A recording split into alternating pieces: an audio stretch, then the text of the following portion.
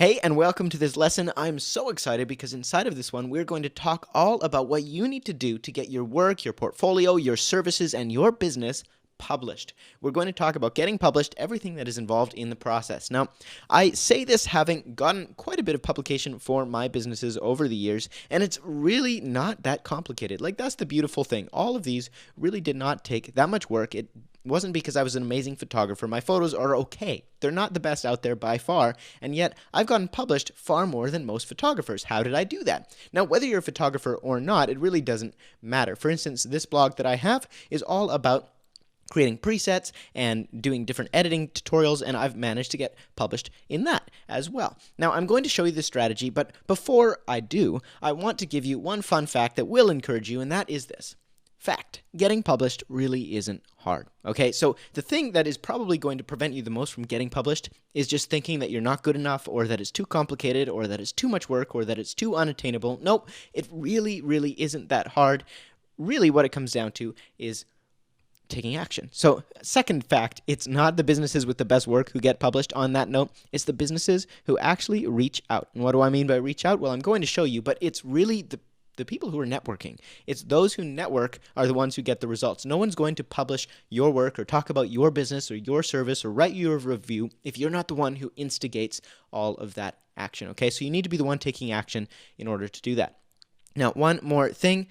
If you want to get published, you need to reach out to more people. And remember, it's never about what they can do for you. That's the thing you need to keep in mind when you're getting published and when you're trying to get publications and people to talk about your business. You need to stop asking yourself, okay, how can I get them to do something for me? You need to first ask and always ask and keep your eye on the prize, because it's all about what you can do for them. If you can help somebody in their business, then they are going to want to reciprocate that in return. If publishing your work or talking about your business helps them in some way, or you've helped them, they'll be so much more likely to actually reciprocate and do something for you, right?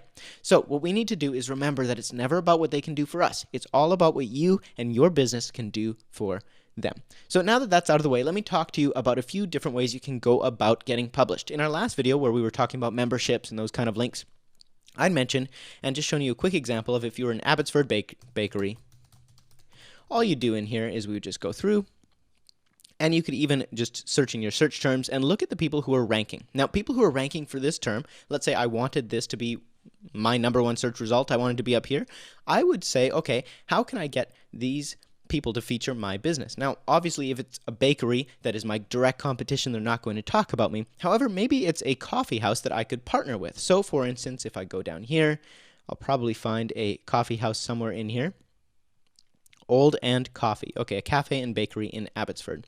Well, maybe I could partner with them if there's certain baked goods that they don't actually create. Perhaps I could reach out to them and say, hey guys, I'm just wondering, I notice you guys don't sell any handmade macarons, and that's my specialty. I have a macaron shop in Abbotsford. Would you like to do some kind of a partnership, right? Get the ball rolling. And then what that might end up resulting in, if they said, yeah, that sounds great, maybe they would actually include me on their website and say, we offer macarons sold and created handmade by Ryan's Macaron Co., right? And then they would link to me down here, okay? Now, that's one way to get yourself published. And what's interesting is you probably aren't thinking, oh, well, that's not a publication. That's just someone talking about me on their website. Well, the beauty of the internet is that really is all you need. Once you do that, you can then grab Old Hand's logo, put it on your website right up here and say, as seen on Old Hand Bakery or Old Hand Coffee. And you just post that logo there. Now, here's the beautiful thing, okay? One thing you might be thinking is, well, I need to have really credible publications to publish my work in order for it to seem credible. Yes and no. So if you're seen by Times and a New York bestseller and all of these sort of logos that you're really used to, you'd probably think you get better results, right? Well, marginally. There was a study done that actually looked at when you look at websites that have this as seen on, and if they have big logos and big names that everybody recognizes, like Forbes and New York Best Times Seller, all of that stuff, does that outperform smaller companies that people necessarily haven't heard of? And what was interesting is in this study, they found that really it didn't make much of a difference. So getting published by these smaller companies, getting featured on something like Old Hand Coffee's page is actually going to produce the same results in terms of social proof. And social proof is just when people see other socially credible signs that your business is worth trusting. you're going to get the same results. Now, in terms of backlink juice, obviously Old Hand Coffee is not going to give quite the same amount of backlink juice as, say, if Amazon or some really huge website were to directly link to me and feature me on their blog. If Nike featured me on their blog, that link would probably be worth more than Old Hand Coffee. However, with that said, if the key search term that I'm trying to rank for is Abbotsford Bakery, and I get linked to by a website that is all about Abbotsford bakeries or a blog that covers bakeries, that might actually be more beneficial in the eyes of Google than a link from Nike, which has nothing to do with Abbotsford bakeries. I hope you're following with me. Okay, so that's one way that you can go ahead and start getting featured and published. Now, we're just changing the definition of published, right? We don't need to be in some fancy print magazine. In fact, magazines rarely will feature a business. Most of the time, you have to pay for that kind of publication. And to be honest, the results are not as great as you would think, because the thing about a magazine is they publish one run. It goes out once. Your business gets featured once to all these readers, and then after that, they throw away the magazine, they never read it again. Whereas if you are featured on the Old Hand Coffee blog or on their website, well, that link is going to live on for years. So everybody who sees it every single day will have a chance to interact with your business. Okay? So these kind of links are actually even more valuable than traditional publications. Now, other ways we can get published. We can go ahead and, again, we're just going to stick with Abbotsford Bakery. Let's go with Abbotsford Tourism, right? And we'll search for Abbotsford Tourism blogs. And we go through, as I'd said in the previous video, and you just look for people who blog about the Abbotsford area, or even people who do Canada travel blog, something like that. If you could get on one of these bigger ones and be listed as one of the top places you have to see when you're in Abbotsford, that could lead to some great traffic. So you're generating traffic to your website and also great backlinks, because a lot of these sites have really high PR ranking. So in the eyes of Google, they're very trustworthy. Okay, so all we would do is we'd find somebody who's blogging about Canada. We'd take a look at their blog, and we'd see if we're a fit for them and if we could reach out and help them in some way. Okay, so they've got a 48 hours in Vancouver post. That's perfect. Vancouver is not too far from Abbotsford. I'm going to get rid of this. Okay, what do we got? We got another best things in Vancouver. Vancouver breakfast spots. Oh, that is right on the money. Okay, so I could reach out to whoever this guy or girl is. We can go to the about. Okay, we've got Elizabeth. So we'd reach out to Elizabeth and say, hey, Elizabeth, I love your blog. I really enjoy all of the stuff that you have. And this has to be genuine, right? You're not just giving compliments for the sake of compliments. Find something you actually admire or that actually helps you, and make sure you reference that. Say, hey, really love this. We're going to hit this contact button if they have one. Okay. And I'd write her a quick message, and I would just say, hey, Elizabeth, love this blog. I don't know if you ever come up to Abbotsford, but if you do, I'd love to give you a free breakfast on the house and show off my bakery to you. I think your readers might actually be interested in it, but either way, I'd just love to say thank you for producing such great content, and I hope to see you around, right? Something as casual as that can really lead to a direct relationship where maybe the next time that Elizabeth is thinking about blogging about the Abbotsford area, she comes by because, hey, it's free breakfast, right? She checks out my coffee shop or my bakery, and all of a sudden in the next write-up, I have a backlink. And you know what I can do then is I can grab the Sidetracked logo and add it to my website and say featured on Sidetracked. Bam, we've got some social proof, and we've also got a backlink. Now, you might be thinking as we're going through this that it's going to take a long time to do all of these individual reach outs and coordinate things. Yes, it does. But it's not hard. It's really the people who network, the people who take the time, the people who reach out to more people. Because I'll be honest with you, I've done this with a lot of people. And you might reach out to 10 and only hear back from 1. You might actually reach out to 10 and only hear back from 0, and you have to do another 10, and then you hear back from 2. So you got to do this consistently. You need to reach out to a lot of people to get featured. Now, another way that we can go about getting featured too, of course, is we can find actual publications who do that sort of stuff. And it's really the same process. We'd reach out and see what we can do for them. So, for instance, Elizabeth has her blog. I could say to myself, okay, how else could I help her? I could give her free breakfast, but what if I could do something more? What if I could even offer her readers a free bagel or something like that, or some kind of a free guide, or any number of things like that, right? Blogs like this and publications are often looking for content because Elizabeth only has so much time to produce articles, so many days to go and explore the Abbotsford area. What if I were to actually round up the top 10 places to visit in Abbotsford in 24 hours, and I put together a nice write-up for her, and I said, hey, I know this probably isn't ready for your readers now, but in case you were ever interested in checking out Abbotsford, I put together an itinerary for you of suggested places that I love to go in Abbotsford that you should definitely check out.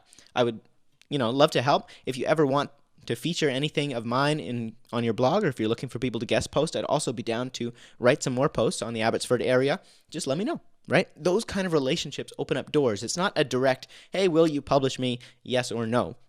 It's trying to think of how you can actually help this person, how you can provide them with content or with resources or some recommendations, and that will get the relationship going. Now, another way that you can do this as well is if there are comments in blogs. So let's say that I was, let's say I'm a dog trainer in Memphis, right? And I want to rank here eventually, but we're just going to look for Dog Parks Memphis blog, okay? Great. Or I could even look for Dog Lover Memphis blog. Something like this, right? And so we go down here and we'll just see if we have any bloggers who are blogging about this kind of stuff. That might be a little bit too niche. So maybe we just go for General Memphis blog and we would scroll down here and we've got an I Love Memphis blog. That sounds great. What else do we got? We've got Choose 901, whatever that is. DangerousBusiness.com, perfect. Memphis City Moms blog, that sounds awesome. So I would go down here and let's say that I'm this Memphis dog trainer. I would reach out to Memphis moms and say, hey, Deb. I'd find out what her name is, obviously. I'd look in here. Okay, there's more than just a Deb in here. There's many women. Okay, so I would reach out and say, hey, Erica, or hey, Crady, or hey, Memphis Moms blog team. I just wanted to reach out because I offer dog training in the Memphis area, and I was wondering if you guys would be interested in a free training session, or if your readers would be interested in a free training session. If so, I'd love to kind of talk, right? You could reach out with something like that, or you could reach out with a different approach and say, hey, how can I help you first? And you'd reach out and say, hey, Memphis moms, I don't know if you've ever done a write-up on dog parks in the Memphis area, but I figured that I would put together a list for you. I have a dog training business, so your readers could also receive 50% off their first training if you'd be interested in offering that. Here you go. Right? Write them up the article, submit the content, and then see what that conversation results in. Now, they might say, no, we're not really looking for this kind of content right now. So you need to make sure before you go into this effort that you're actually looking at the blog, you're reading their recent posts and seeing what kind of stuff would actually be helpful to their readers. You need to say, okay, how can I help these guys first? What can I do for them? And then create a resource, an article, or just give them an offer that's actually going to be helpful to them or their readers. And most of the time, you'll get really positive responses. They might say, you know what, we don't have any openings right now. We've got all our content filled, but the next time that we need somebody, we'd love to work with you, right? And that opens up that relationship. It might not get an immediate yes, but it might most of the time you'll get a maybe or in the future. I will say that from my experience. You reach out to 50 people, you might find that 1 is good right now, and 5 are maybes, and 6 are, I don't know, probably not, and the rest don't respond. And the ones who don't respond, you can follow up with. So I would go ahead, let's go with contact partner. They've even got a partnership thing, so you have information on how you can partner with them. But let's say that I reached out to them and I had an email with whoever it was, and I had this email address, and I wrote them the email, reach out, and I don't hear back from them. Well, there's this really great tool if you're using Gmail called Boomerang. It's a Chrome extension. And I believe Gmail might even have this feature starting to be built in now. But whatever it is, you need to get yourself a reminder tool for email. So this one is free on Chrome. You just click add, and then when you send an email, you actually just hit this little boomerang button in the bottom. You can either delay the sending, or you can boomerang it so that this email will automatically pop up 2 days later after you've sent it in your inbox if they don't respond. And that just reminds you to follow up with them, because you'll be surprised how many people, all these people have their own blogs, their own businesses, their own lives, and they're busy. So you need to follow up sometimes to actually get a hold of them. And by the second or third email, you'll hear back and they'll say, yeah, that sounds great, or no, not right now. But if you don't do that follow-up, you won't hear back from a lot of people. So that's just a little approach that you can apply there. Okay. Now, lastly, one last suggestion. We can go back to the Great Hall of Pinterest, and let's say that you had, I don't know, a fireplace chimney business. Chimney. Okay, we've got a lot of advertisements. I might have picked a niche that is just too niche. Okay, backyard appeal, modern pergolas. Let's go with backyard retreat. Okay. Now I could look at different blog posts in here. So light up the outdoors, that's a Lowe's post. How to upgrade your backyard on a budget. I just look for different posts like this, and I could create them for these blogs. So you don't have to just create content for your own blog. If you'd like, you can create something for someone else's blog that is in your kind of niche or a shoulder niche, not directly what you do, but kind of related to what you do. So for instance, if you do chimneys, you could reach out to someone who does backyard landscaping and design and say, hey, I wrote this post on 5 different types of chimney restoration that you can do yourself. Would you be interested in posting that on your blog in exchange for just linking back to my website or something like that?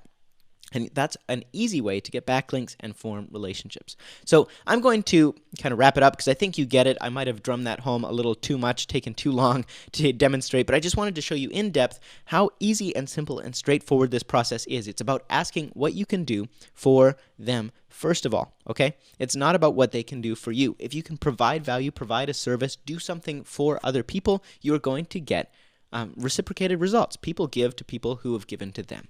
All right, so that's how you get published. It really is not hard. It is all about reaching out to people. Okay? All right, now just to give you a little bit more of an organizational framework, I've also put together this list of different ways that you can go about getting featured. So the first one that we talked about is writing guest posts for different blogs. So creating content based on your expertise, providing it to this blog for free in the hopes that they will link back to you. Now, you can do this and you'll get lots of links this way. Another way you can do it is if you have a product or service that people would like to have for free, well, you send them that product or service to review. So you say, hey, I'd love to provide you with a free widget in exchange for writing a review on your blog. I would absolutely love that, right? You can do this all day long, and most people will not say no to free stuff. Number 3 is provide a success story or a case study for someone else. So for example, if I were to head over to my website here and I went to signature edits, you'll see that at the very top here, I have these testimonials from all of these people who have used my products. Now, you can do this with other people whose products you use. So for instance, if you're a baker and you bought an online course that taught you everything you know, reach out to the person who created that course and say, hey, in the past year, I went from knowing nothing about baking to opening my own bakery store, and it's all because of your course. I would love to be featured on your website if you're interested. Right? And I will honestly tell you from the perspective of someone who features other people all the time on my stuff that I love featuring this kind of stuff because it helps me in a huge way. So reach out to that business owner, anybody whose products or services you use and love, you can reach out to, and you'll be surprised how often they will say, yeah, we would love to feature you, and then you'll get a link back to your website in return. So another type of post is a roundup post, and that is basically where a bunch of different people in your industry share tips or ideas or insights about a specific topic. And these are great posts because you can actually contribute to them and get backlinks pretty easily. You don't have to write an entire article. So for example, if you're a kayak instructor and you're doing research for guest posting and products, and you come across a blog that is posting the 15 professional kayakers share their favorite river route in the Pacific Northwest, right? And you notice that your favorite isn't mentioned, so you reach out to this blog and you say, hey, I love the article on the 15 great river rides in the Pacific Northwest. I actually teach instructing in the area, and I noticed that you don't have X route listed on your feature. Would you be willing to let me just contribute a short paragraph? And then below, you can write a tiny little paragraph about your favorite route in the Pacific Northwest for kayaking, and then get put onto that blog, get a backlink just like that. Now, these can be a little bit hard to find, but when you do come across them, I wouldn't search them out because they can be a little tricky to locate, but when you come across one, make sure you reach out to that person or that blog and say, hey, I'd love to contribute, because those can be very easy backlinks. Now, another one is a list post. So, for example, any kind of blogs that list all the photographers in the New York City area, or all of the bakers in the Shenandoah Valley area, all of the great hikes in the wherever area, whatever it has to do with your business. If they're listing businesses of your category, reach out to those blogs and say, hey, I noticed I wasn't on there. I'd love to be added if you wouldn't mind. And most of the time, because I get these requests all the time for wedding venues, for example, I have venues reach out to me and say, hey, I'm not on your list. And I say, I would love to add you, and I add them and I link, and it makes my blog, my product better, and it also helps them because now they have a backlink. And lastly, expert testimony. So if you can ever add insight to an article based on your professional experience, then you are going to be able to get backlinks pretty simply. So for instance, we go back to Pinterest here, and we look over in our bakery section, famous baker's tips. Okay, so here's Weight Watchers banana pudding squares. All right, now this is super random, but let's say that you do health coaching. You could actually reach out to different articles that cover weight losing desserts, right? And you could actually provide your insight as a professional nutritionist. So you could go ahead, read through this directions, read through all of the nutritional information, and go ahead and reach out to this person. And let's say that as a nutritionist, I realized that they could actually substitute this powdered sugar with agave nectar or something, and it would lower the calories by 50 calories. And so I could actually reach out to, let's say it was Rosita who wrote this post, and I'd say, hey Rosita, I loved your article on banana pudding squares. I'm actually a professional nutritionist. I would love to provide some free insight if you ever have any questions on an article. I'm always looking to, get my name out there and also help people with more insight. For instance, with your banana pudding squares, did you know that? And you provide that insight. And she might actually add that on there. Most of the time, you'll be surprised how generous people are. They'll say, hey, this was actually pointed out by a professional nutritionist that if you eat this at 10 a.m., you're going to lose 15 pounds and wake up a million years younger, right? So that is how you can get featured simply by adding your expert insight to articles that already exist. Okay, so that is 6 different ways for you to get featured, get started. Go ahead, start researching, start reaching out. Remember, it's those who apply the knowledge that actually get results, not those who just watch the videos. So go out, reach out to some different people, and get yourself some backlinks.